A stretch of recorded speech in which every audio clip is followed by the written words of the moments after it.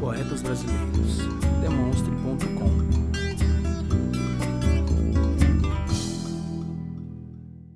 Olá pessoal, meu nome é Mariane Ferreira e estamos aqui para um novo e maravilhoso Poetas Potiguares. A entrevistada de hoje é a poeta, roteirista e professora Michele Ferrer. Michele, muito prazer em tê-la aqui com a gente.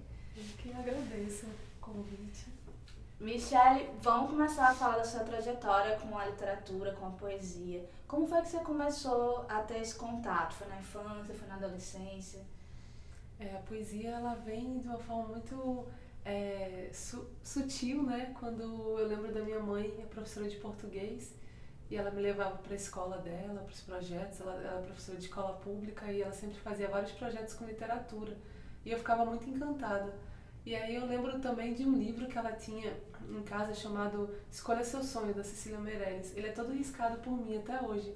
É um livro de 1979, mas que na minha infância ele trouxe muita possibilidade de sonho mesmo.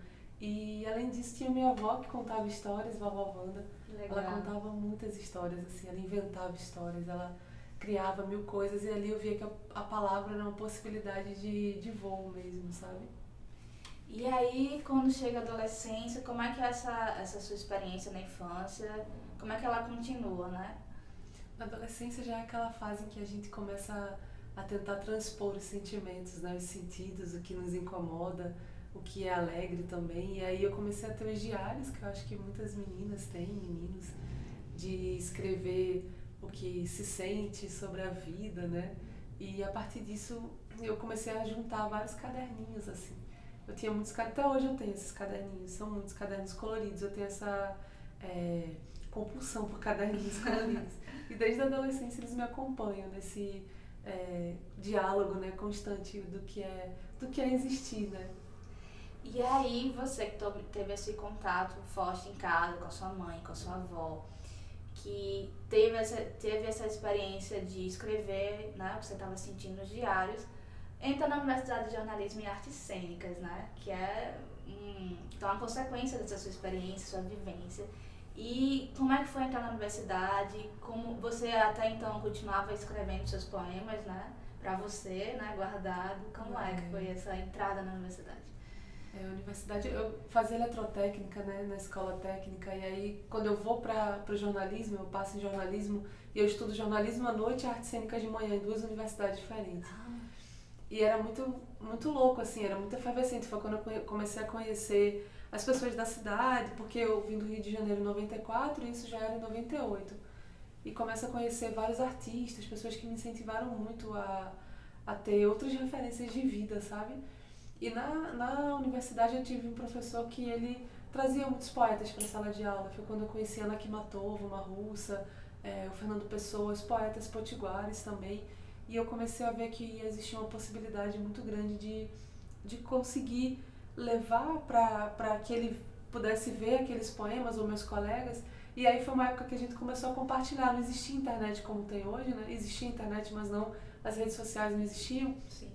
E as nossas redes sociais eram os contatos com os colegas, né? Com os amigos, as saídas. E a gente lia poemas, começou a ler uns para os outros. E aí, nessa época, tem um concurso chamado Poesia da Minha Cidade, aqui em Natal, que eu faço um poema dessa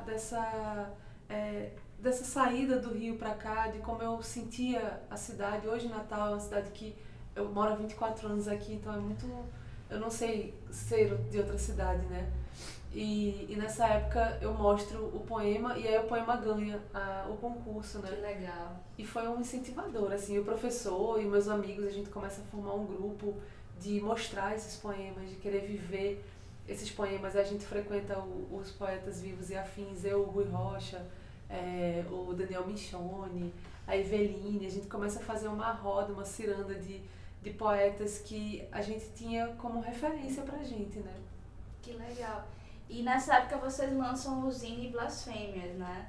Foi uma experiência, vocês já compartilhavam poesia nas ruas, vocês já tinham essa experiência de fazer esses eventos, esses grupos, e aí vocês tornam isso como um material que vocês distribuíam. Como é que foi isso? Era uma loucura, assim. Que era responsável era a Gabriela Freire, que é uma jornalista incrível hoje.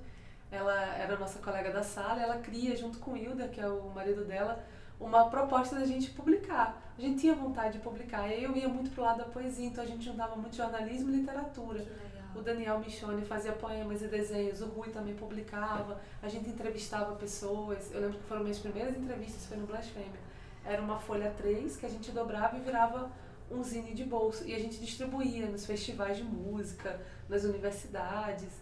E era super incrível, assim. Era um movimento muito prazeroso, sabe? De se fazer com a palavra. E um tempo depois, né, dessa efervescência da universidade, desse grupo, você participou de uma banda, né? Que é a Rosa de Pedra, que Natal. Nossa, eu até fui em alguns shows. E que era um grupo muito, muito especial, né? Porque ele misturava muitas linguagens diferentes. Era um grupo que não só trabalhava com a música em si, mas misturava poesia. E como era esse processo? Era maravilhoso, foi um grande laboratório de vida, assim. Em 2002 se junta eu com Cita Alves, que é uma grande escritora daqui, Tiquinha Rodrigues, violinista, letrista, maravilhosa, Ângela Castro, que é a nossa cantora incrível, e o Tony Gregório e a Cibele Guimarães. A gente se junta e começa a pesquisar.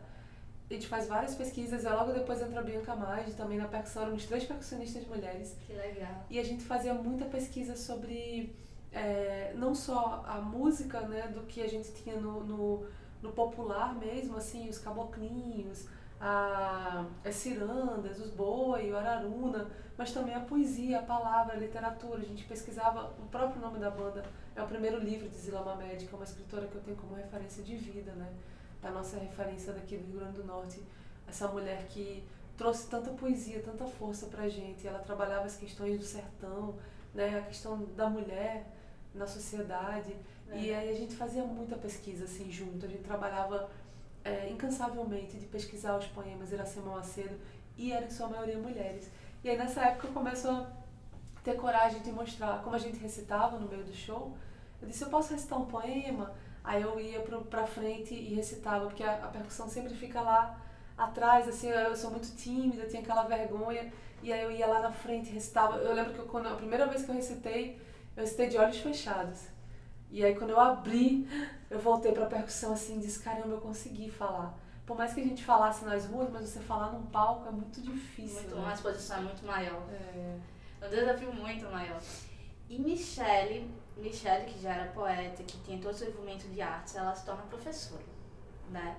E toda essa vivência com a arte, com a poesia, com a música, né? Que você também estudou música, dialoga com a sua profissão hoje, né? De professora, de roteirista. E fala um pouquinho como é essa relação. Eu me torno professora, eu fiz o mestrado em 2007, eu acho, aí eu me torno professora em 2010. Passei muito tempo em caderno de cultura, trabalhando como jornalista de redação, que é o que me trouxe também muita força para a poesia, porque trabalhar com jornalismo cultural você precisa exercitar o lado mais subjetivo, né? Tinha muita leitura, eu conhecia muitas pessoas durante esse processo da Tribuna do Norte. E foi um veículo que me trouxe muitas possibilidades de mundo, sabe, assim. E logo depois, quando eu deixo a redação, eu entro para trabalhar como professora de roteiro na Universidade de Potiguar.